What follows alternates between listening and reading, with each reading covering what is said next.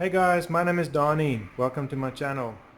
Today's video is going to be about me rebuilding a seized up engine, something that you can do at home. I wanted to do an in-depth, detailed video of how I did it, but I realized that the video would be about 3 hours long, so instead I made a time-lapse video from start to finish. But if you have any questions with regards to rebuilding an engine or anything that I did, please feel free to ask in the comments and I'll be happy to answer your questions. It's a little 4-cylinder petrol engine that got seized up. Put the spanner on the crank pulley and you can clearly see there is no movement on this motor. It's completely seized up.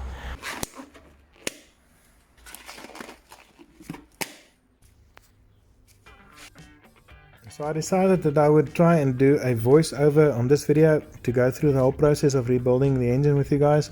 If it's something that you like, let me know in the comments. If it's something that you don't like, you can also let me know. But in any case, here goes. First thing I did was I drained all the oil and then I put the engine up on my steel table, making sure that the table and the space where I was working was nice and clean. It's quite important to just make sure that when you disassemble everything, you store it in such a way that you'll easily be able to reassemble your engine without hassles and not knowing exactly where everything goes.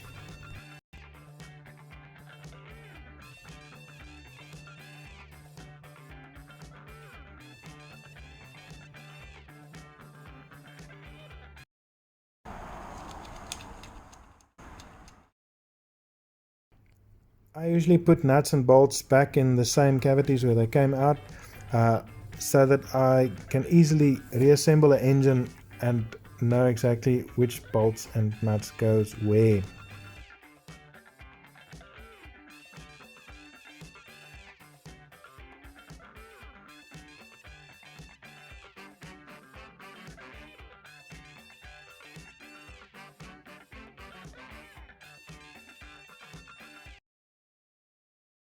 I'll tell you what, this engine is dirty.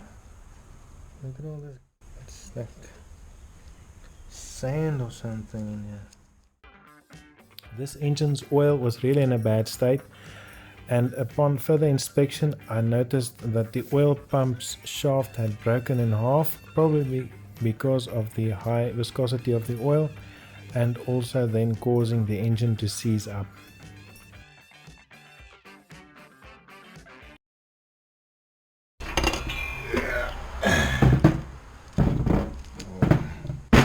There's your problem. Jesus. A common symptom of a seized up engine is that one or more of your bearings will actually fuse onto your crankshaft, causing damage to your crankshaft, which means it'll have to be taken to the engineer for repairs. After disassembling the engine, I put everything on the table in order, and then I took some pictures so that I would easily be able to put everything back in the same direction and order as I took them out.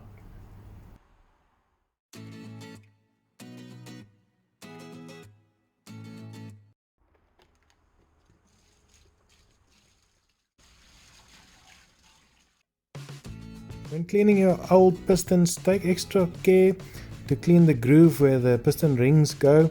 I usually use an old piston ring to just clean out all the carbon deposits so that the groove will be nice and clean for the new rings to fit in properly.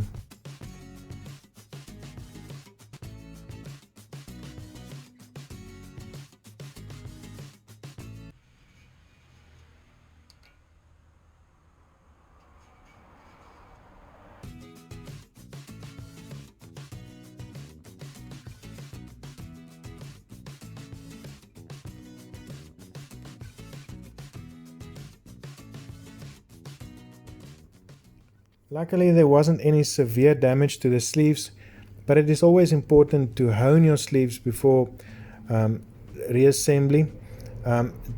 Just make sure that you scuff up your sleeve nice and evenly.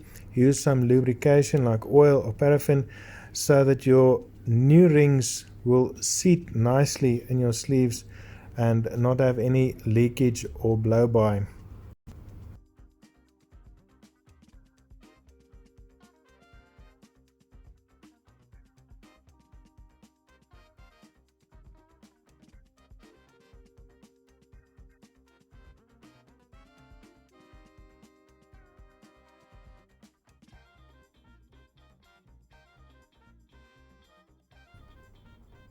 After honing, I cleaned the engine block with some degreaser and just gave it a light coat of black high temperature paint so that the outside would look as pretty as the inside.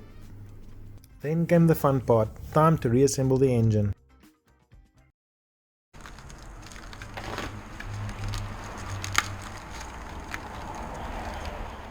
When installing new bearings, install them dry, making sure that they seat properly, and only after that you can oil them up before installing your crankshaft.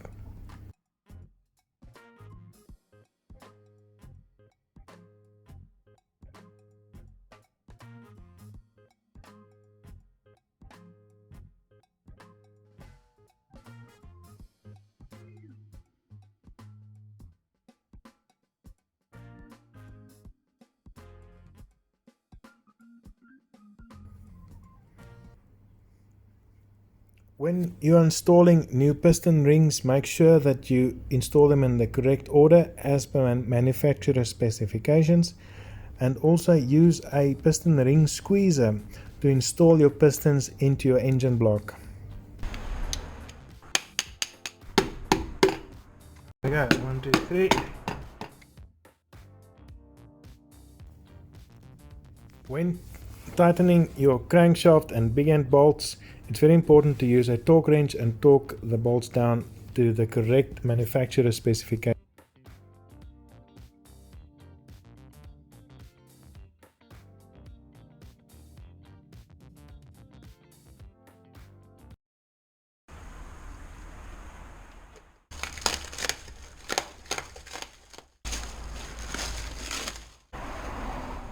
I had the old cylinder head reconditioned, and once again, when you install the head, it's important that you torque down the head bolts to the correct specifications that the manufacturer specifies, starting from the middle and working your way out. Even though I use brand new gaskets, I always give everything a very light coat of sealer just for that extra peace of mind.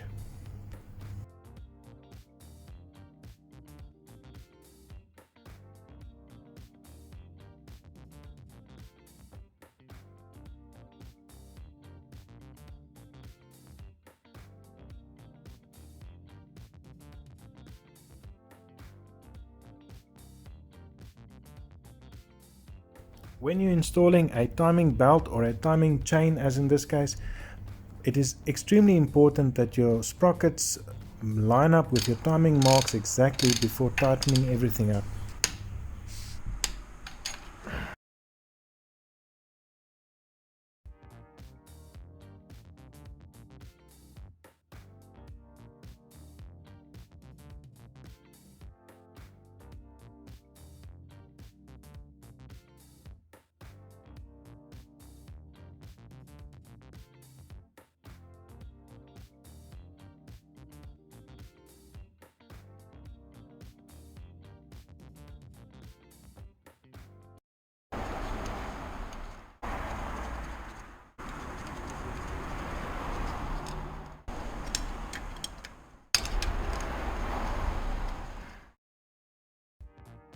Okay, so that was just about it for this engine. All that remains now is to dress it, and then we can install the engine.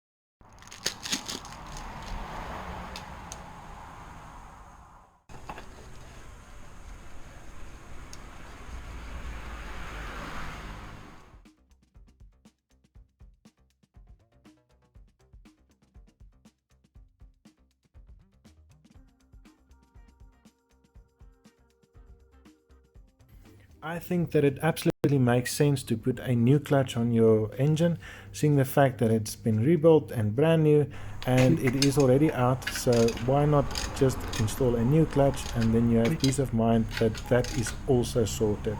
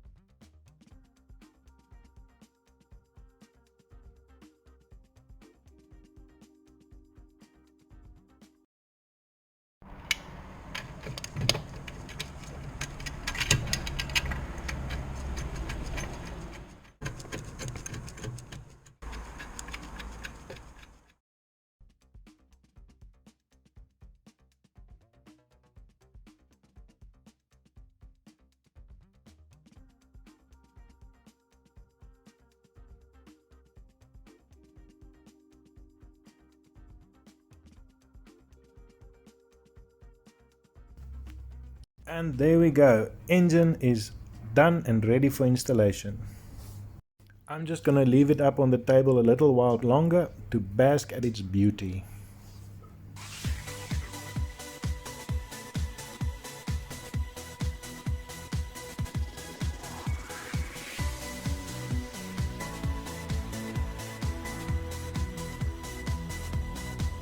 In total it took me about 2 hours to take the engine out, 3 hours to disassemble, and probably about 3 or 4 hours to assemble the engine again.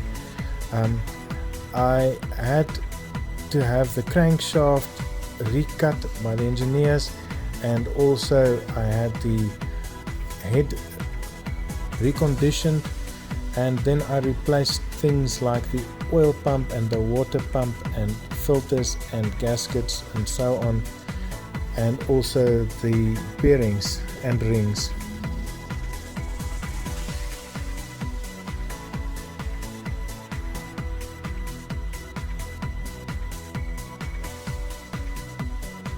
I did edit out some of the parts of me installing this engine, like for instance laying on the ground and installing the exhaust and the bell housing, but all in all I think installation time was also somewhere in the round of 3 hours.